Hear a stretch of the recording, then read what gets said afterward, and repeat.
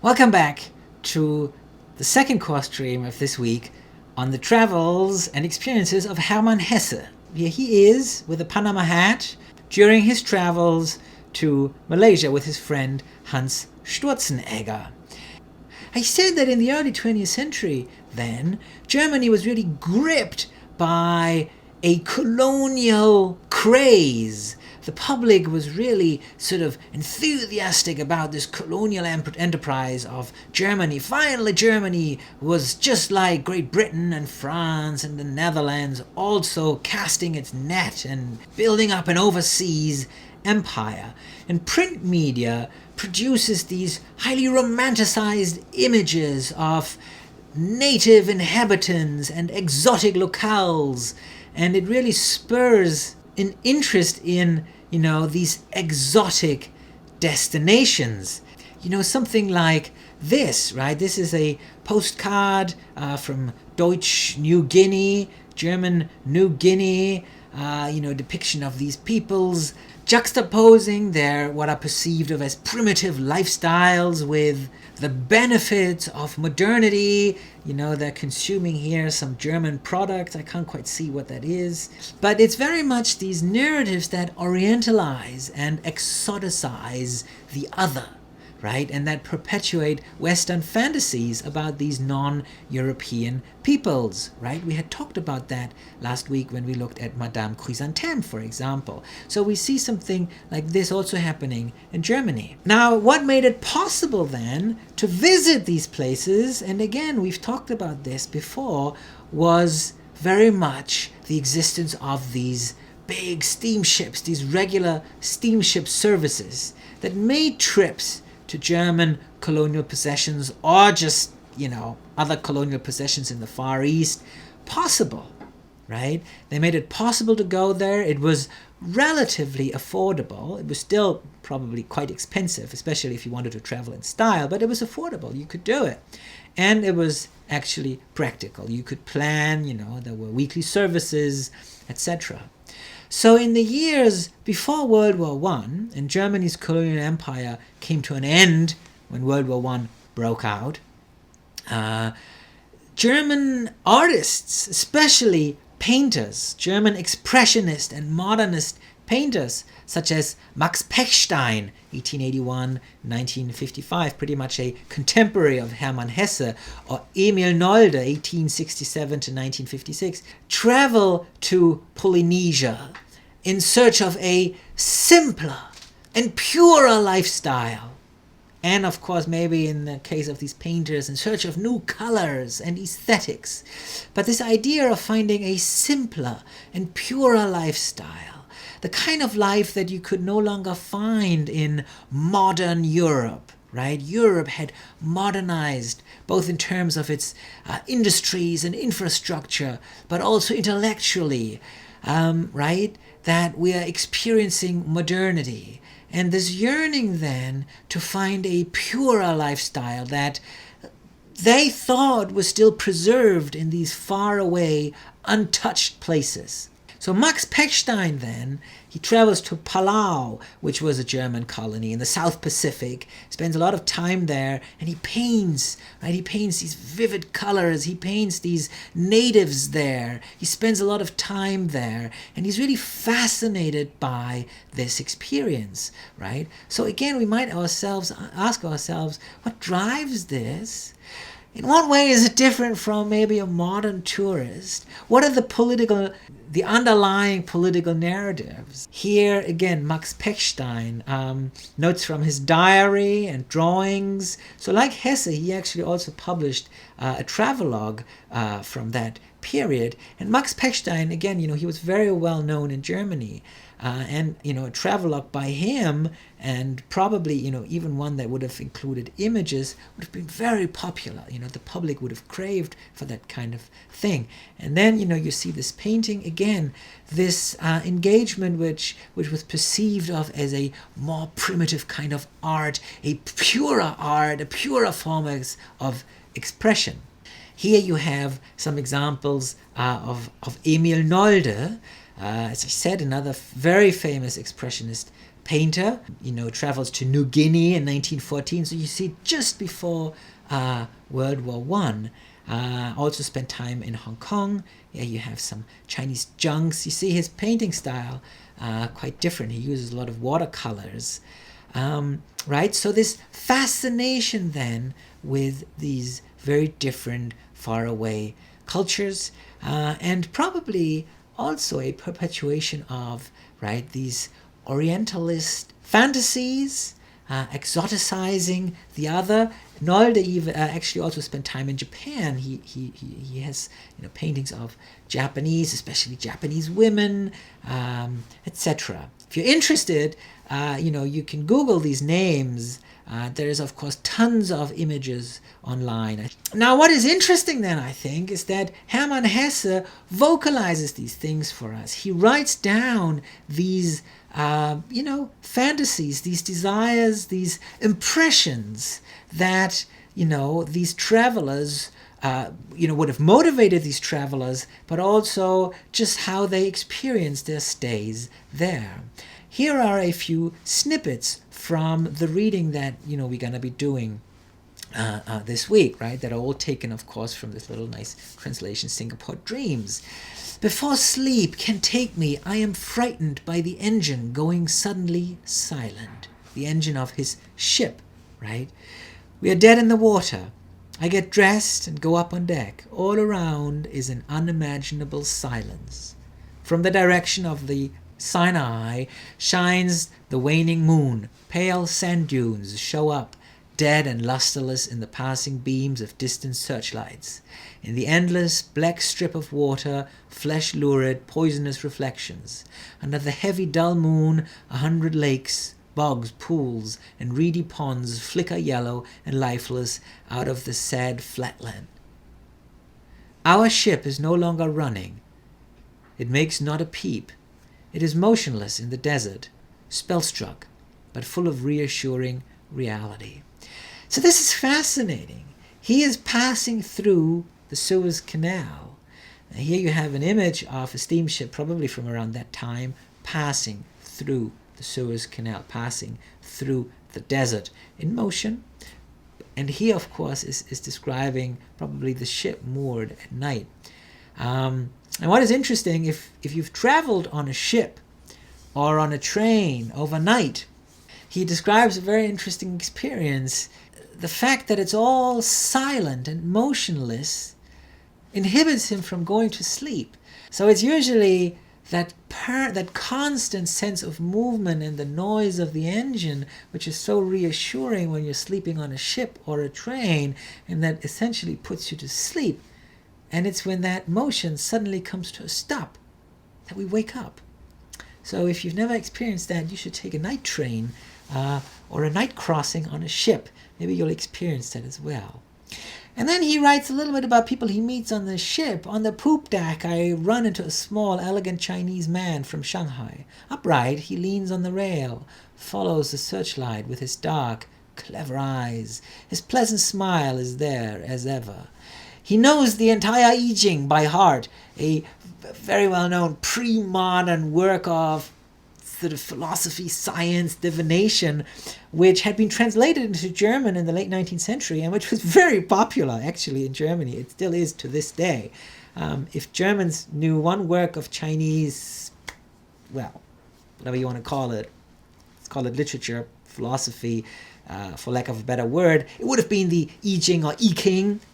And he passed all the Chinese examinations and also some English ones. So it's interesting, Hesse, who had this intense interest in Eastern philosophy, how he depicts, maybe how he imagines the Chinese people to be, how he projects his own expectations, stereotypes onto people he meets.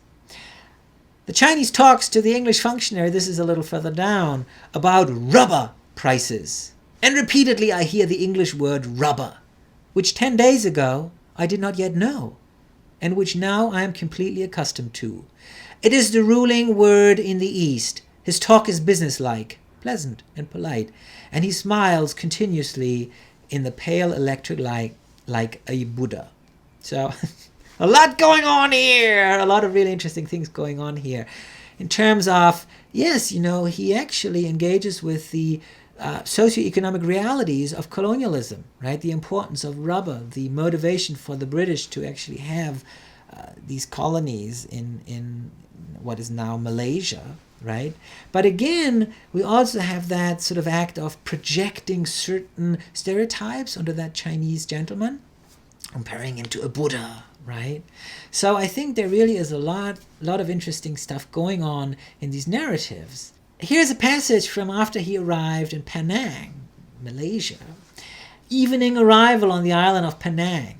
In the Eastern and Oriental Hotel, brackets, the nicest European hotel I encountered in Peninsula Indochina, I am shown to a princely apartment of 4 rooms. Beyond the veranda, the brownish-green sea slaps against the wall, and in the red sand stand the evening trees, large and venerable. Now, this place is a very, very, very well-known hotel. Here you have a postcard, probably from around 1900, 1910. Of course, a very expensive hotel, probably a hotel that only would have been open to white European visitors. So again, he gives us, he engages with the colonial reality.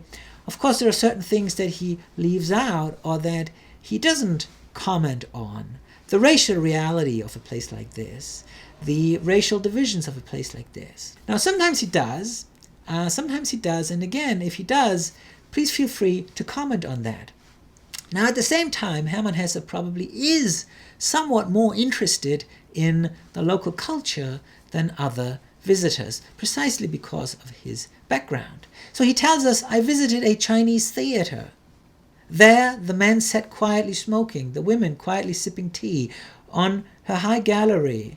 On perilously shaky boards, the tea lady moved athletically back and forth with her huge copper kettle. Very nice. He if you've been to a Chinese theater, well, you sort of can picture the scene that he sees. And then he goes on, every gesture was exact and performed with calm devotion. Each studied movement was prescribed and full of meaning and accompanied by expressive music. In Europe, there is not one opera house in which the music and the movements of the figures on stage go together so faultlessly, so precisely, and with such marvelous harmony as here on this wooden stage. So I think it is interesting that Hesse really is quite culturally open-minded and very appreciative of what he sees. A lot of Western visitors who saw Chinese opera for the first time did not write as glowingly as Hesse did.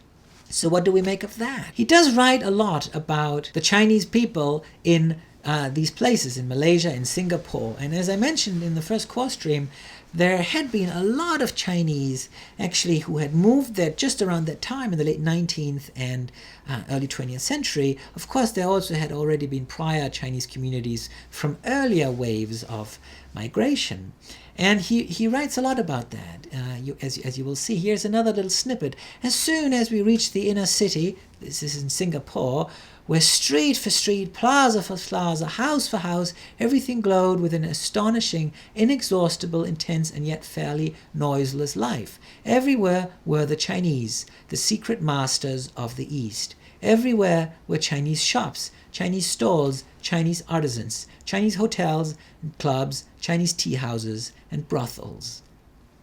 So his friend Hans Sturzenegger, he sort of captured what they find, what they see in painting.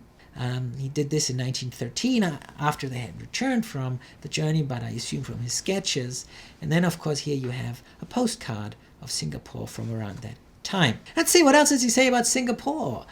There's nothing more lovely than going for a ride in Singapore when the weather is good. You call for a rickshaw, you take your seat inside, and from that point on, besides the usual view, you have the calming sight of the coolie who's pulling you, his back bouncing up and down to the cadence of his swaying trot. It is a very nice, naked, golden brown Chinese back, and below it is a pair of naked, strong, athletically developed legs of the same color, with between them wash-faded bathing shorts of blue linen, the color of which goes exquisitely with the yellow body and the brown street, and with the whole city, and with the air, and with the world. And reading this in the 21st century, it makes us cringe. It should make us cringe because it's quite terrible, right? I mean, it's quite terrible how he aestheticizes the sight of, a coolie pulling a white man in a rickshaw, right? Without any reflection on the socioeconomic reality that makes something like this happen, the implicit racism, European sense of superiority, exploitation, right? Of course, at the same time, if we treat this as a historical document, right, it does tell us about the mindset, even of somebody who we've already encountered as somewhat maybe more enlightened than other travelers, like Hermann Hesse. What else does he say about Singapore? He talks about architecture a whole lot. There's a whole essay about architecture. He does say the worst, however, are the churches. Coming upon a church from an exquisite still palm forest, from a broad handsome street in the Malay quarter, or from a deep blue, discreetly uniformed Chinese street, and seeing it in its otherwise vacant square, seeing its out-of-place, wayward English Gothic style proclaiming the inadequacy of the West, certainly figures among the great displeasures of an Asian journey, worse than filth and fever. Again, I mean, there's just so much going on in this tiny little passage, right? He seemingly is critical of colonial subjugation of these places, both in terms of architecture and, of course, one would assume the religious faith that comes with, right, these neo-Gothic churches in Singapore. He even goes as far as saying that it's an insult to the senses, and it's probably the worst displeasure that one can experience in Asia. And then he says worse than the filth and fever, right? So at the same time, he equates Asia with filth and fever. And again, he says that those insults on the senses that these Gothic churches inflict on him are the worst displeasures, right?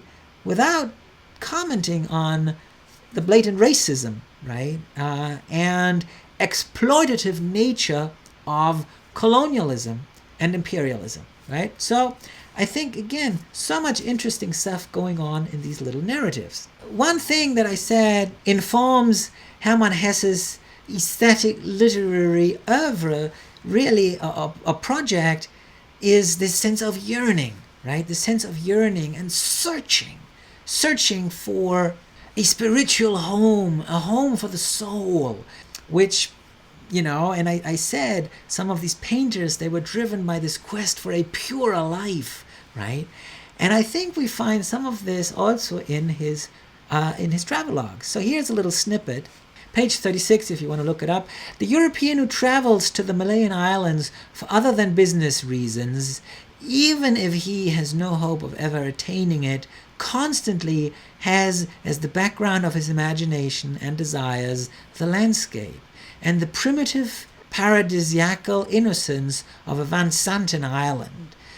Pure romantics may occasionally actually find this paradise, and for a time, captivated by the good-natured, childlike quality of most Malays, may believe themselves to be participating in an exquisite, primordial state of being. I have never experienced the unalloyed pleasure of such a self-deception, but I did indeed run across a kampong, it's a village, remote from the world, where for a time I was a guest in the primeval forest. This was a place where I felt good and at home, and which in my memory crystallizes and expresses the whole forest and river world of Sumatra. It's interesting that he is aware of the fact that to some degree this might be a fallacy, right? That Europeans try to find this sort of pure romantic ideal and that most people don't find it. But then in the same breath, he says he actually did find it for a week, right? He found it for a week in this village that he stayed there. It kind of almost sounds like, something that you would find on Airbnb, right? Stay in a palm leaf covered hut in the rainforest of Sumatra. So I think this is really interesting also for us as 21st century readers. You might want to comment on that. Now, there is one story, of course, in this little book, and that is the one called Singapore Dream, which really is a dream, right? And I just want to read one passage from that dream because I think, again, it really nicely engages with this idea of yearning and quest. "We're going to Asia," my father repeated. He dreams of his father. And then all of a sudden, I again knew everything. Yes, we're going to Asia. And Asia was not an area of the world, but rather a very specific but mysterious place somewhere between India and China. That is where the various peoples and their teachings and their religions had come from. There lie the roots of all humanity and the source of all life. There stood the image of the gods and the tables of the law. Oh, how had I been able to forget that, even for a moment? I had been on my way to that Asia for such a long time already. I and many men and women, friends and strangers. Softly I sang our traveling song to myself. We are going to Asia. And I thought of the golden dragons, the venerable Bodhi tree, and the sacred snake. So, again, how does this fit in then with these narratives that were popular at the time? Exoticizing, romanticizing the East. But how does it also fit into Hesse's own literary aesthetics, his aesthetic project that is so much fed by romanticism and this longing for what I sort of said earlier, a home of the soul?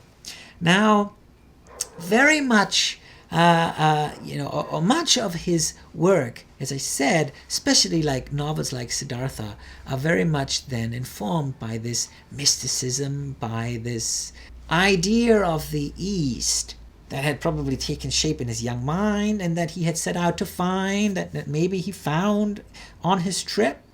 And it's also this sort of this yearning then, I think, that resonated with young people in America in the 1960s and 1970s. It also led, in English translation, his books were translated, especially after he had won the Nobel Prize, sort of led to a popularizing of Hinduism and Buddhism in the United States in the 1960s. Here on the left, you have him on a Swiss stamp.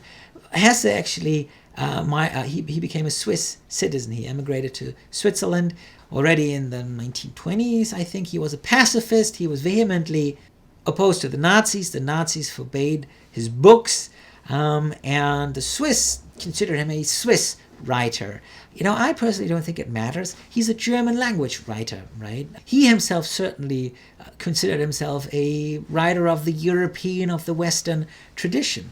Now, interestingly, ultimately for Hesse, then, enlightenment was not something to be found in a concrete place, in India or in Malaysia, but really a state of mind, the search of which remained an integral part to his literary aesthetics. And if you want to explore some of his other works, there's a very nice, very, very short novella called The Journey to the East, Die Morgenlandfahrt, which is told by a first-person narrator called H.H., maybe Hermann Hesse, who is joined on his journey to the East by historical figures from the Romantic canon. It's a very, very nice little piece.